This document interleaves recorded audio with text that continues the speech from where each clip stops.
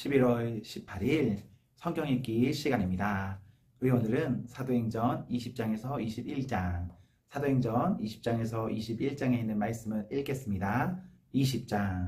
소동이 그친 뒤에 바울은 제자들을 불러오게 해서 그들을 격려한 뒤에 작별 인사를 하고 마케도니아로 떠나갔다. 바울은 그곳에 여러 지방을 거쳐가면서 여러 가지 말로 제자들을 격려하고 그리스에 이르렀다. 거기서 그는 석 달을 지냈다. 바울은 배로 시리아로 가려고 하는데 유대의 사람들이 그를 해치려는 음모를 꾸몄으므로 그는 마케도니아를 거쳐서 돌아가기로 작정하였다. 그때 그와 동행한 사람은 브로의 아들로서 베레아 사람 소바더와 데살로니가 사람 가운데서 아리스다고와 세군도와 더베 사람 가이오와 디모데 그리고 아시아 사람 두기고와 드로비모였다. 이들이 먼저 가서 드로아에서 우리를 기다리고 있었다. 우리는 무교절 뒤에 배를 타고 빌립보를 떠나 닷새만에 드로아에 이르러 그들에게로 가서 거기서 이래 동안을 지냈다. 주간의 첫날에 우리는 빵을 떼려고 모였다. 바울은 그 다음날 떠나기로 되어 있어서 신도들에게 강론을 하는데 강론이 밤이 깊도록 계속되었다. 우리가 모인 위층 방에는 등불이 많이 켜져 있었다. 유드고라는 청년이 창문에 걸터 앉아 있다가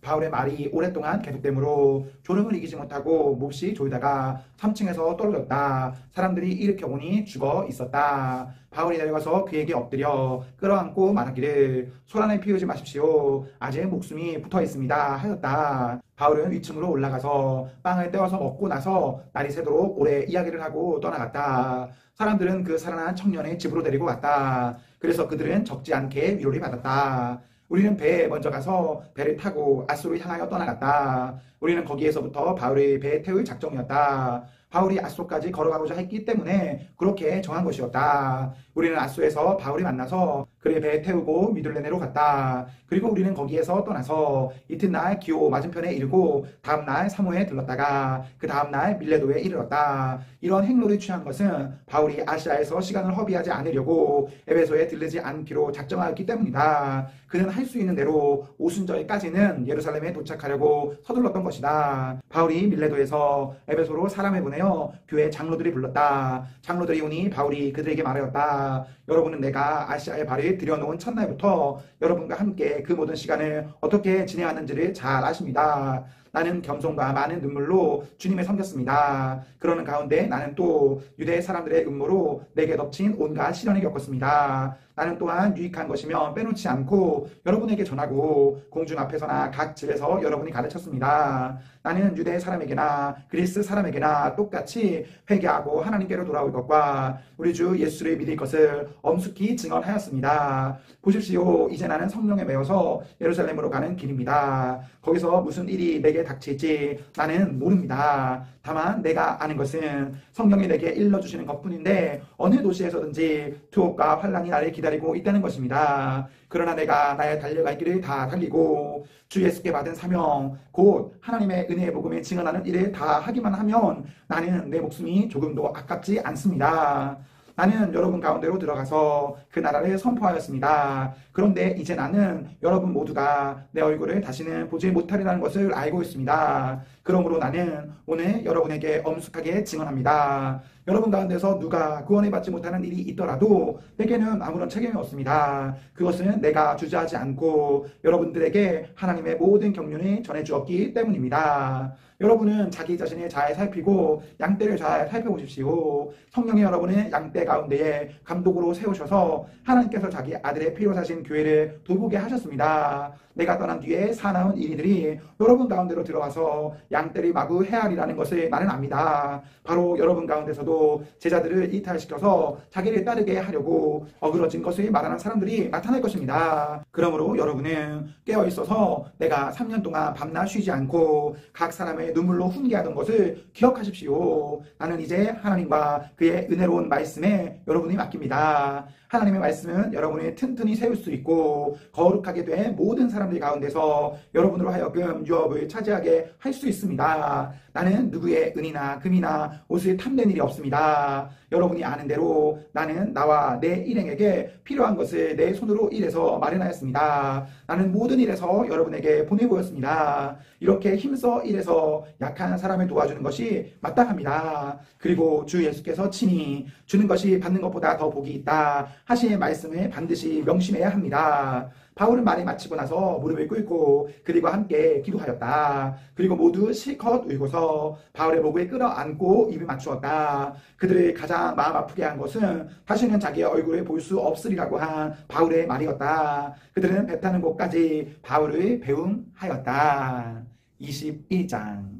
우리는 그들과 작별하고 배를 타고 곧장 항해해서 고스에 도착하였다. 이튿날 로드에 들렀다가 거기에서 바다라로 갔다. 우리는 페니키아로 가는 배를 만나서 그것을 타고 떠났다. 키프로스 섬이 시야에 나타났을 때에 우리는 그 섬을 왼쪽에 두고 시리아로 행선하여 두로에 닿았다. 그 배는 거기서 짐을 폐기로 되어 있었다. 우리는 두로에서 제자들을 찾아서 만나고 거기에서 이래리 머물렀다. 그런데 그들은 성령의 지시를 받아서 바울에게 예루살렘에 올라가지 말라고 간곡히 말하였다. 그러나 머물 날이 다 찼을 때에 우리는 그곳을 떠나 여행길에 올랐다. 모든 제자가 그들의 아내와 아이들과 함께 우리를 성 밖에까지 배웅하였다. 바닷가에서 우리는 무릎을 꿇고 기도를 하고 서로 작별 인사를 나누었다. 그리고 우리는 배에 올랐고 그들은 제각기 집으로 돌아갔다. 우리는 두로에서 출항하여 항해를 끝마치고 돌레마이에 이르렀다. 거기서 우리는 신도들에게 인사하고 그들과 함께 하루를 지냈다. 이튿날 우리는 그곳을 떠나서 가이사라에 이르렀다.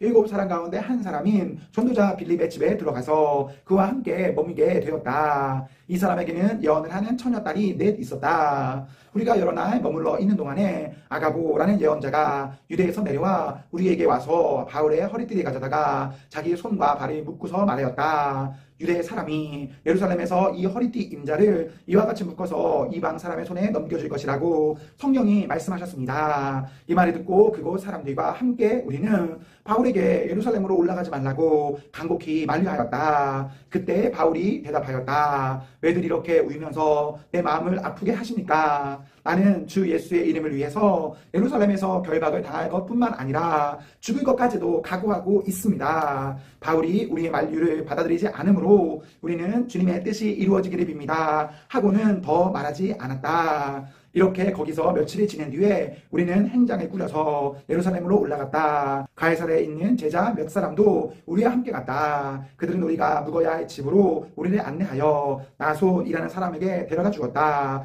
그는 키프로스 사람으로 오래전에 제자가 된 사람이었다. 우리가 예루살렘에 이르니 형제들이 우리를 반가이 맞아주었다. 이튿날 바울은 우리와 함께 야고보를 찾아갔는데 장로들이 다 거기에 있었다. 바울은 그들에게 인사한 뒤에 자기의 봉사활동을 통하여 하나님께서 이방 사람 가운데서 행하신 일을 낱낱이 이야기하였다. 그들은 이 말을 듣고서 하나님께 영광을 돌리고 바울에게 말하였다. 형제여, 당신이 보는 대로 유대 사람 가운데는 믿는 사람이 수만 명이나 되는데 그들은 모두 율법의 열성적인 사람들입니다. 그런데 그들이 당신이 두고 하는 말을 소문으로 듣기로는 당신이 이방 사람 가운데서 사는 모든 유대 사람에게 할례도 주지 말고 유대 사람의 풍속도 지키지 말라고 하면서 모세를 배척하라고 가르친다는 것입니다. 그러니 어떻게 하면 좋겠습니까? 그들은 틀림없이 당신이 왔다는 소식을 들었을 것입니다. 그러므로 당신은 우리가 말하는 대로 하십시오. 우리 가운데서 하나님 앞에 스스로 맹세한 사람이 넷 있습니다. 이 사람들이 데리고 가서 함께 정결 예식을 행하고 그들이 머리를 깎게 하고 그 비용을 대십시오. 그러면 사람들은 모두 당신의 소문이 전혀 사실이 아니며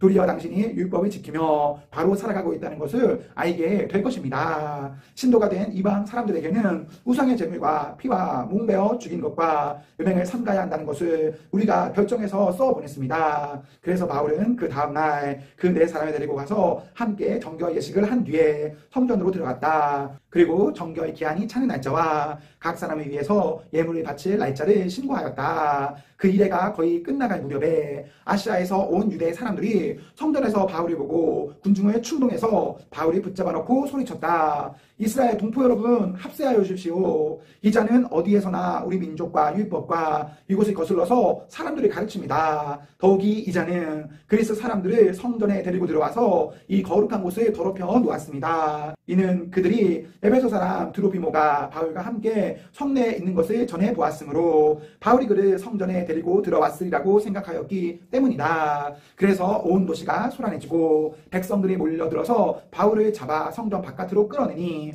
성전 문이 곧 닫혔다. 그들이 바울을 죽이려고 할 때에 온 예루살렘이 소요에 휘말려 있다는 보고가 천부장에게 올라갔다. 그는 곧 병사들과 백부장들을 거느리고 그 사람들에게로 달려갔다. 그들은 천부장과 군인들을 보고 바울을 때리는 것을 멈추었다. 천부장이 가까이 가서 바울을 체포하였다. 그리고 그는 부하들에게 쇠사슬 둘로 바울을 결박하라고 명령하고 그가 어떤 사람이며 또 무슨 일을 하였는지를 물었다. 그러나 무리 가운데서 사람들이 저마다 다른 소리를 질렀다. 천부장은 소란 때문에 사건의 진상을 알 수 없었으므로 바울을 병영 안으로 끌고 가라고 명령하였다. 바울이 층계에 이르렀을 때에는 군중이 하도 난폭하게 굴었기 때문에 군인들이 그를 둘러매고 가야 하였다. 큰 무리가 따라오면서 그 자를 없애버리라 하고 외쳤다. 바울이 병영 안으로 끌려 들어갈 즈음에 그는 천부장에게 한 말씀 드려도 됩니까? 하고 물었다. 천부장이 당신은 그리스 말을 할 줄 아오. 그러면 당신은 얼마 전에 폭동을 일으키고 4,000명의 자객을 이끌고 광야로 나간 그 이집트 사람이 아니오 하고 반문하였다.